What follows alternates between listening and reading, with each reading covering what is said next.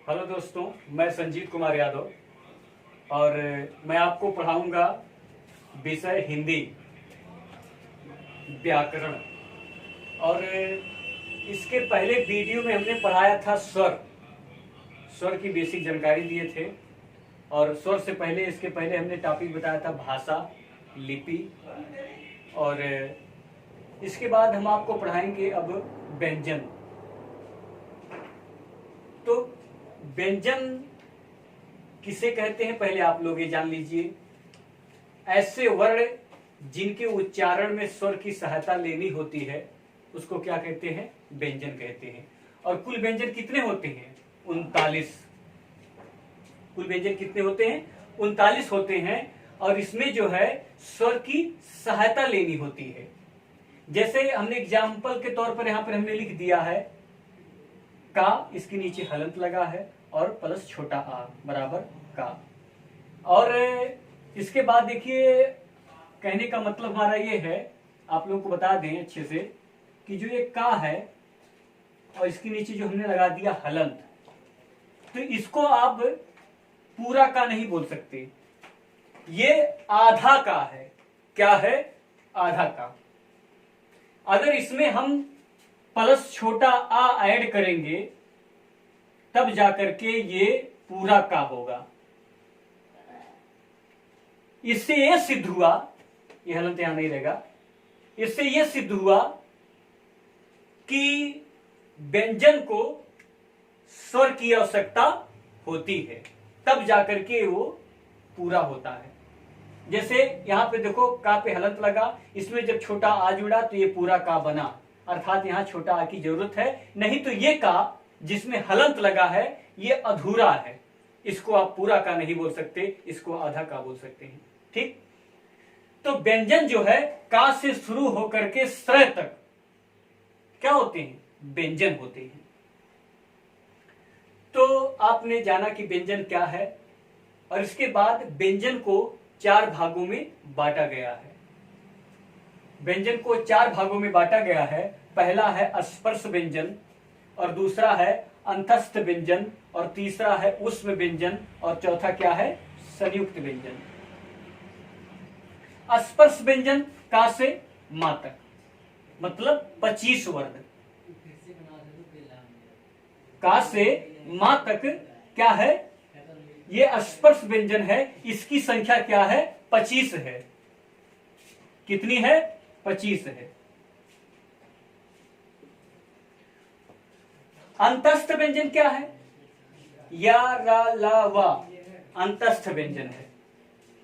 आप अगर परीक्षा देंगे, कोई भी परीक्षा आप दीजिए, चाहे लेखपाल का, वीडियो का, या बीएड जो है उसकी जो है इंट्रेंस एग्जाम होते हैं, उसकी अगर आप जो है परीक्षा देंगे तो आप एग्जाम जानते हैं किस तरह आता है? लिखा रहेगा अंतस्थ व्यंजन है, नीचे ऑप्शन देगा या रा ला वा, ए ऐ ओ औ, का खा गा गा, इनमें से कोई नहीं। अगर आप रटे हैं, पढ़े हैं, तो तुरंत या रा ला वा पे टिक मारेंगे और आगे बढ़ लेंगे।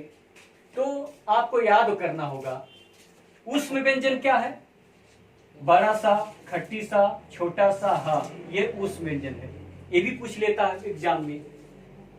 संयुक्त व्यंजन क्या है? छा, त्र, स्र, ये सब संयुक्त व्यंजन है। इसको संयुक्त व्यंजन क्यों कहते हैं? क्योंकि देखिए यहां पर जो है का जो है हलंत लगा है और प्लस सा है, ये दोनों मिल करके छा का निर्माण हो रहा है। और यहां देखिए त्र है, इसमें ता में हलंत लगा है, प्लस रा लगा है, दोनों मिल करके त्र के निर्माण हो रहा है। यानी कि इसीलिए इसको संयुक्त कहा गया है। देखिए यहां पर बड़ा सा है, प्लस रा है, दोनों मिलकर स्र का निर्माण हो रहा है।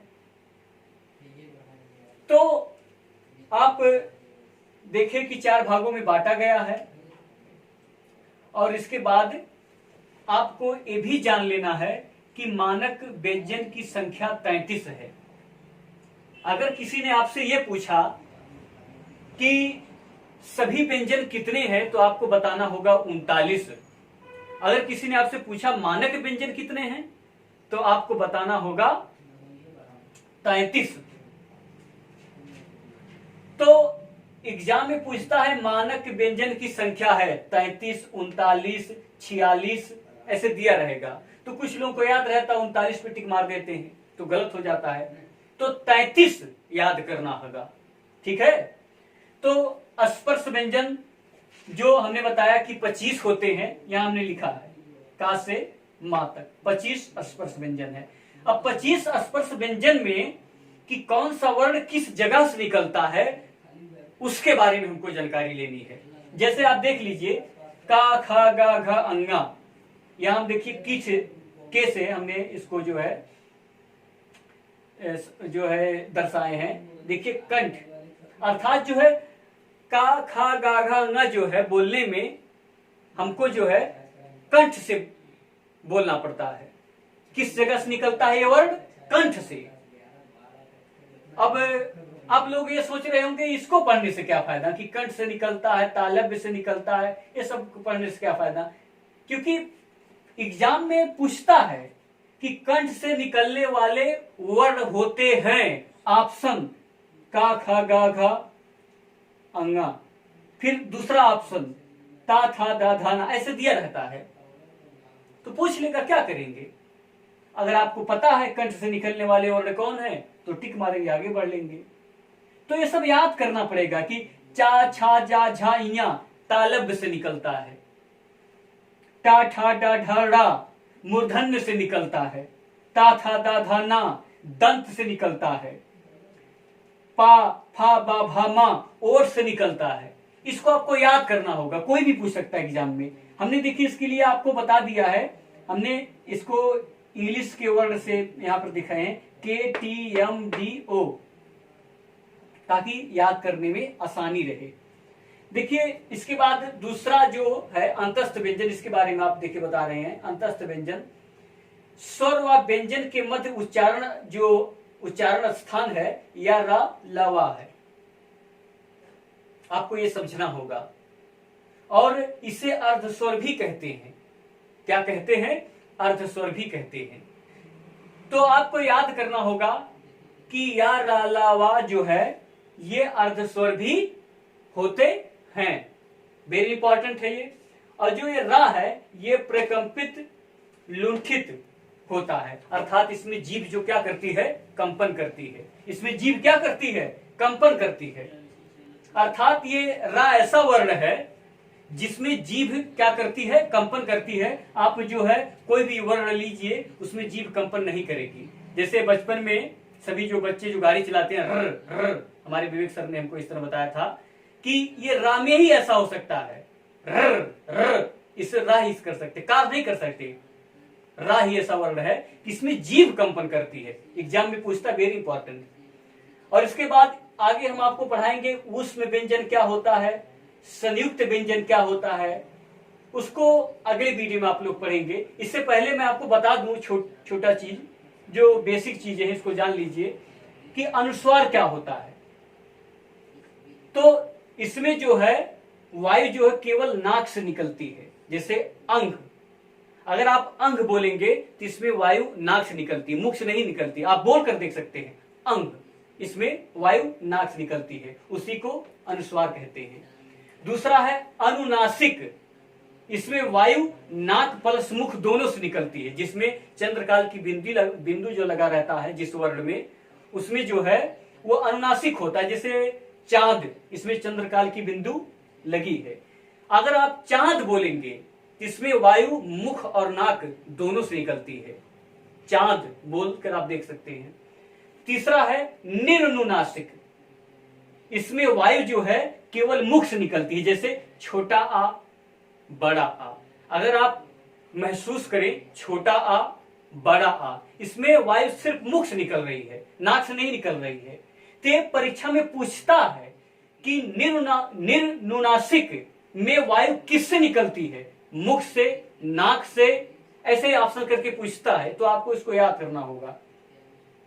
और आप अगर नोट्स बना रहे हैं तो स्टार बनाकर के उसमें लिख लीजिए कि सभी स्वर सघोष वर्ण होते हैं। क्या होते हैं? सघोष वर्ण होते हैं, अर्थात उच्चारण के स्वर तंत्रियां कंपन करती हैं। और जैसे एक चीज और आप समझ लीजिए, जैसे छोटा आ है, बहुत छोटी छोटी जानकारी मैं आपको बता रहा हूं। छोटा बड़ा, बड़ा आ में मुंह जो है पूरा खुला रहता है। अगर आप बोलिए बड़ा आ, इसमें मुंह आपका पूरा खुलेगा। छोटा आ, ए औ, इसमें मुंह क्या होता है, आधा खुलता है। ए औ, इसमें मुंह जो है आधा बंद रहता है। आप बोलकर महसूस कर सकते हैं। देखिए जैसे हमने कहा ए औ आधा बंद रहता है, ए औ पूरा मुंह खोलने की जरूरत नहीं होती। अगर हम कहें बड़ा आ तो मुंह हमारा पूरा खुलता है। जैसे नीचे देख लीजिए, छोटी ई, बड़ी ई, छोटा ऊ, बड़ा ऊ, री, इसमें मुंह जो है पूरा बंद होता है। क्या होता है, इसमें मुंह पूरा बंद होता है। तो दोस्तों आप समझ गए कि व्यंजन क्या है, व्यंजन को कितने भागों में बांटा गया है, स्पर्श व्यंजन कितने होते हैं और कौन सा वर्ण किस जगह से निकलता है, अंतस्थ व्यंजन क्या होते हैं, अर्धस्वर क्या होते हैं, अनुस्वार, अनुनासिक, निरुनासिक, इसके बारे में आपने समझा। और मैं आपसे रिक्वेस्ट करता हूं आप RLY ऑनलाइन क्लासेज को सब्सक्राइब करिए, लाइक करिए। और इसमें हमारे जो है बेस्ट टीचर विवेक यादव सर मैथ पढ़ाते हैं और इंटर का फिजिक्स पढ़ाते हैं। आप लोग उनको जो है वीडियो को लाइक करिए, सपोर्ट करिए उनको। वो सब्सक्राइब के मेन टीचर हैं।